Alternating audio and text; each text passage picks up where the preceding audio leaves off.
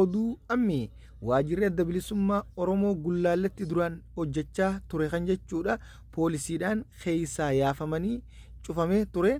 ammoo deebi'ee banamuun gabaafamee jira harka jechuudha adda bilisummaa Oromootti deebi'uun beeksifameeti jira kun waan gaariidha akkana laal tattaafumaa wanni hundi jechuudha mirkanaawaa deemte taakka lama jechaa tokko hara dhibbaa olii malee dhibbarraa gadi yaani kun waan akkaan nu gammachiisu. Irratti aansuudhaan pirezidaantiin naannoo Soomaalii Jijjigaa Mustafee Umar Abdii Ilee hidharraa hiikamuun sirrii miti jedhe. Pirezidaantiin naannoo Jijjigaa duraanii Abdii Ilee kan bara wayyaanee ture jechuudha uummata Oromootii fi Soomaalii walitti buusuudhaan akka malee jechuudha miidhaa uummata keenyarraa gahee ture. Pirezidaantiin ammaan tanaa Mustafee Umar hidharraa hiikamuun isaa sirrii miti jedhe ibsee jechuudha miidiyaa kanneen kun dhugaadha sirrii miti Abdii Ilee bahuun nuundaa'u aarsee jira jechuudha kana garuu kan jeef jechuudha Mustafee Umar dhiyeenya kana akka malee torbaan lamaan amma dabre kana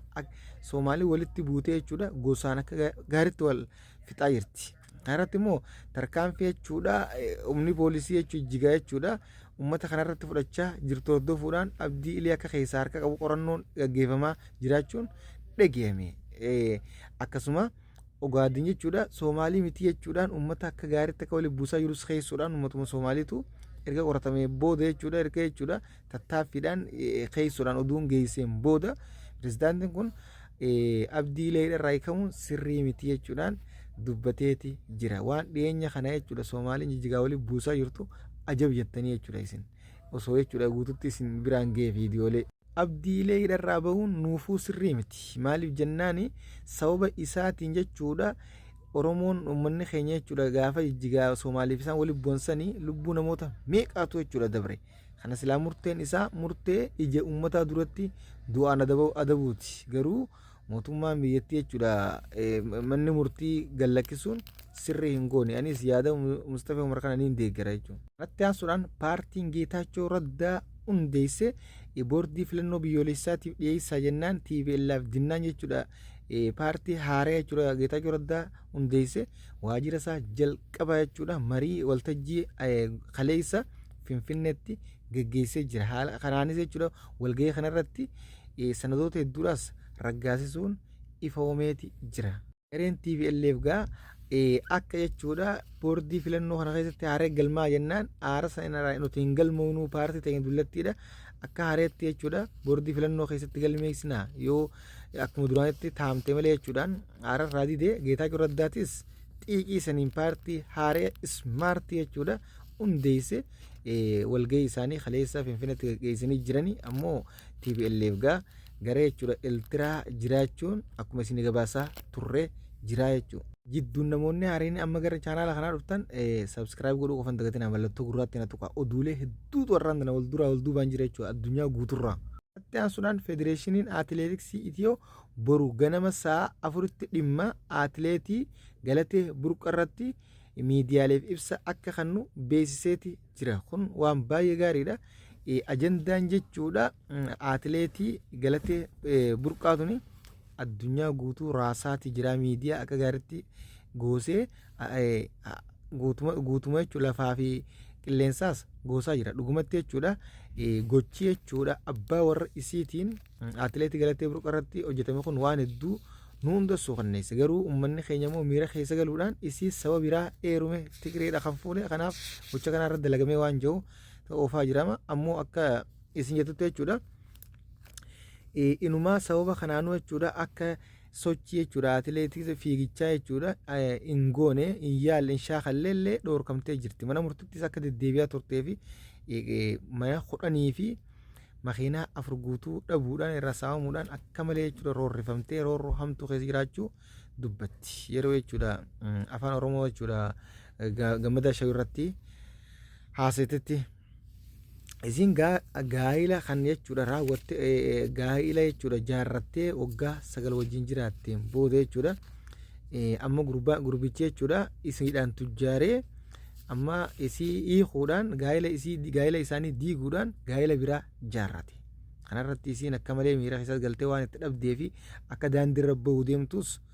dubbatti gocha kun ammoo jechuudha namoonni sabaa wajjin wal qunnamsiisa sabaa wajjin waliin qabsiisan isin hin jenna maaliif yoo jettan kan jechuudha faranjiin uummanni keenya kan faranjii fuudhu uummanni keenya kan soomaalii fuudhu uummanni keenya kan soomaalii heerumtu akkasitti addunyaan tun guutuun jechuudha akka hireetii fi akka carraatiin jechuudha wal keessaa jechuudha dubartiinis saboota biraa heerumaa dhiirtiinis saboota biraa irraa fuudha taati garuu immoo dhimma wal dhabdee jechuudha warreen gaa'ela wajjin jaarratee fi wal dhaburraa kan ka'e wal dhabdeen isaanii hammaattee gaa'ela walii diiguu fi qabeenya wal saamuu kuni waan jechuudha atileetii kanarratti qofartee haaree ta'e yookaan isii bicharra mul'atee miti kuni addunyuma guutuu keessa ni jira jechuudha gochoota walirratti dalaguun ammoo irra deddeebiin jechuudha dubartoota atileetiksota kanarratti abbootuma warraatiin akka jechuudha gochoonni akkanaa kun raawwatamaa qabeenyi isaanii saamamu hedduu himamaa jira amma miidiyaa irratti ijoo dubbii ta'ee sababa jechuudha atileetiksii kana atileetii tanaatiin wal qabate kanarraa kan ka'e akkasii hundaafuu haqeesii rabbi haa baasoo innis ni ba'a erga jechuudha hanga ammatti miidiyaan ijoo dubbii godhee akkanatti wanna ta'e borummaasis federeeshinii jechuudha atileetiksii Itiyoo waliigalatti jechuudha akka jechuudha miidiyaadhaaf ibsa kennu beeksisee jira. irratti immoo uummata keenya wanni hubachiisuu barbaannu yeroo hundaa'u siyaasaadhaas hubadhaadha siyaasaadhaas baradhaadha dhimmiti dhuunfaa jechuudha dhimma sabaatii wajjin waliin qabattu gongumaa miidhamte abbaan miidhees yakkamaa jechuudha yakkaaf dhiyaachuu qaba hidhamuudha qaba isiin hunumaa jechuu akka roorroo hamtuu keessa akka turtees ni himti ammoo inni yakkamaadha hidhamuu qaba adabamuus qaba isillee jechuudha ta'e jechuudha miidhamte waan ta'eef abbaa miidhamtuunis miidhaa yaalaa bahuudha qabdi jechuudha seeraan gaafatamte hayni isiitis deebi'ee akkasitti adda bahuu taatus adda bahanii jechuudha kanaaf hayni miidhamaa hundi ni baha isin ammoo yeroo hunda sabaa wajji waliin qabsiisinaadha isiniin jenna akkasitti hubadhaa tanuma isin hubachiisuu barbaanna isin ammoo jechuudha yeroo hedduu yeroo mana murtii deddeebitus ati na dhiisuu deemiti isin ajjeesaa jechuudhaan akka na doorsisaa jira jettee himattee jirti inumaa hanga jechuudha gara muummee ministeera Dr. Abiyyitti birmadummaa barbaadde jechuudha akka inni dirmatuuf irra barbaacha waamichaa jechuudha goote sagalee kanaan ammoo sagaleen isiitis dhageeyamtee jirti hanga ammatti miidiyaaleen akkanatti facaasee ijoo dubbii godhee hanga jechuudha federeeshiniin atileetiksota guutuun boruu ibsa miidiyaadhaaf kennuuf waamicha godhan beeksisuu isaan irratti ayini isii akka waan beetti ilaalamaa jechuun numa ba'a qabeenya isiin jechuudha warqee badhaafamtee biyyallee jechuudha ol qabdee namni isiin tun nama jabduudha dubartii taatee jechuudha yeroo meeqa waancaa addunyaa jechuudha fiigichaa jechuudha fuudhuudhaan biyyallee ol qabdee jechuudha waan jechuudha fiigichaan harkattee rukkaasiitiin harkattee gaa'elallee hojii ijaarratu jechuudha amma saamee diiguun kun aadmalee sirrii miti ammoo sabaa hojii wal qabsiisuun baay'ee gaarii miti jechuu barbaanneeti. Itti aansuudhaan konferensiin dhaabbilee amantaa jechuudha akka biyya keenya keessatti akka taa'amuu deemus ifoomeeti jira. Kanatti aansuudhaan odeeffannoo amma poolisii federaalarraa bahee jechuudha ibsee hariinii bahee tapha kubbaa miilaa kaleessa istaadiyeemii Finfinnee irratti gaggeeffame kan Walaayitaa fi Soddoo gidduutti gaggeeffameen wal dhabdee deeggartoota gidduutti taasifameen lubbuu namoota dabree jechuudhaan gabafamaa ture kun jechuudha saboota waliin buusuu fi rakkoo akka ammeessuu jiru jechuudha hubannee jirra kanarratti tarkaanfiinis akka fudhatamu jechuudhaan poolisii jechuudha waajirri poolisii federaalaa jechuudha magaalaa Finfinnee baasee jira kun sirriidha uummata kallee ergiraan jechuudha yoo walitti bu'uu fi wal dhabdeen jiraattees rakkoon jirtu qaama seeraa gidduu jiru waan ta'eef kanaan furamti. Kanatti aansuudhaan Dr. Abiyyiin marii arraantana bakka bu'oota hawaasa daldaltoota Itiyoo guutuu waliin taasisaa ooleeti jira. Kanatti aansuudhaan jijjiirama biyyattii keessatti dhufe hordofee baajetiin naannoleef raabsamu akka duraanii caalaa guddachaa dhufee jechuudhaan federeeshiniin manni marii federeeshinii dubbatee ibsee gabaaseeti jira. Oduun biyya keessaa qaban kana fakkaata karaa oduu biyya alatti isin dabarsina. Imala dhoorkaa Tiraambii lammiilee biyyoota 12 Ameerikaa akka hin seenne dhoorkee ture arra hojiirra ooleeti jira. Waajirri Ameerikaa jechuudha waajirri isaanii akka beeysetti dhiyeenya kana gaa ibsa baasee Tiraambii baaseen biyyoonni 12 lammiileen biyyoota 12 Ameerikaa akka hin seenne oomo hundaan hojiidhaanis ta'ee barnootaanis dubbatee ture arrammoo hojiirra ooluu ifoomeeti jira. Lammiileen biyyoota 12 Ameerikaa seenuu hin dandeessu hojiirra oolfamee jira. Ameerikaa dhoorkamuun lammiileen biyyoota 12 hordofee miseensi paarlamaa Ameerikaa tan taate Iilan Umar akka gaariitti mormaa jiraachuunis gabaafameeti jira. Ammoo lammiileen biyyoota 12 kalaas Ameerikaa seenurraa dhoorkamte hojiirraas oolamee jira guyyaa irraan tanaa. Kanatti aansuudhaan Iiraan sanadoota dhoksaa Israa'el hedduu harkatteeti jirti. Ministeerri basaasa Iiraan akka ibsetti jechuudha sanadoota dhoksaa Israa'el hedduu harkannee jirra jechuudhaan gabaasee jira. Kanatti aansuudhaan waldhabdeen Chaayinaatii fi Ameerikaa gidduutti mudateetan lola daldalaa walirratti banaa turan furamuudhaaf torbee fuuldura as deemu kana akka Londanitti taa'amuu deemu miidiyaan addunyaa gabaaseeti jira. Biyyoonni lamaan gurguddaan wal dorgomaa jiru kan ammaasis lola jechuudha daldalaa walirra bananii akkaan walitti dhaadachaa turan amma rakkoo isaanii furuudhaaf gara Londanitti marii akka taa'amu deemu gabaafameeti jira. Kanatti aansuudhaan dooniin gargaarsa nyaataa uummata Gaazaatiif geessuuf dhiyeenya kana karaa Xaaliyaanii irraa jechuudha fe'amtee as deemaa turte jechuudha. Yeroo addunyaan guutuun jechuudha Gaazaadhaaf gargaarsa godhuu dadhabe Israa'el jechuudha gargaarsa akka Gaazaa hin seenne cuftetti dooniin tun jechuudha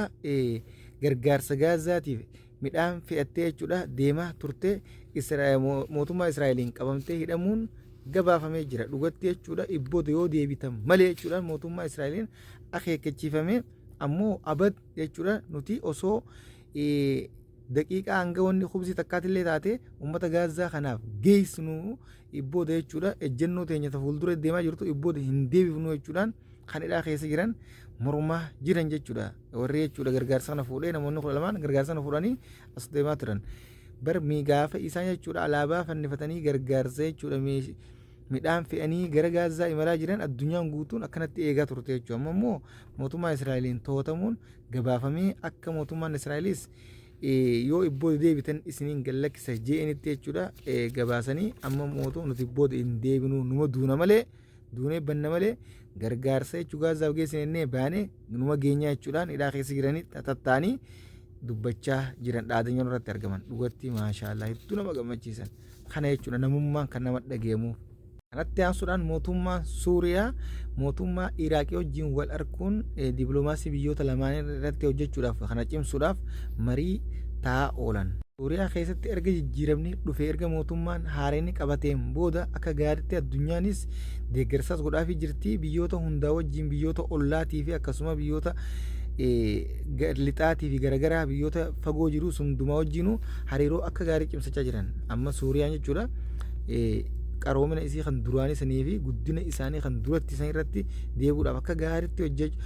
hojjechuudhaaf tarkaanfii fuulduratti fudhachaa jiraachuun gabaafamaati jira kun baay'ee nama gammachiisa jechuudha hariirummaan isaan biyyoota adda addaa mootummoota hundaa wajjin cimsaa jiru Mahammad Sharaa jechuudha guddina biyyattii Suuriyaa akka duraanii deebisuudhaaf kan hojjechaa jiraachuu agarsiisaa jechuudha gaadha. Kanatti aansuudhaan Suudii fi Masriin riqicha guddaa galaana gubbaa qaxxaamuru jechuudha ardiilee lama wal qunnamsiisu jaaruu fi ja'ameeti jira. Kanarratti walii galuudhaan akka jechuudha ardiilee lama wal qunnamsiisuuf riqicha guddaa daandii guddaa riqichaa galaana irratti jechuudha jaaruu fi karoorfattee waliifis galtee jirti jechuudhaan miidiyaan gabaasaa jira. Kun cuunfaa oduu guyyaa irraan tanaati oduun irraa qaban kana fakkaata kan biraatiin hangaloo deemtu sheer duwwatu kan facaasaa akkasiniif dhiyeessu oduu ammeeti oduulee guyyaa guyyaan haaree tan dhugaa qofa jechuudha goda hunda keessaa guuree isin biraan ga'uun laallatti isin ammoo fuutanii sheer godhuun isin laallatti san booda yaada qabdanis komantii nu haadha galatooma assalaamu alaikum warahmatullaahi wabarakaatu.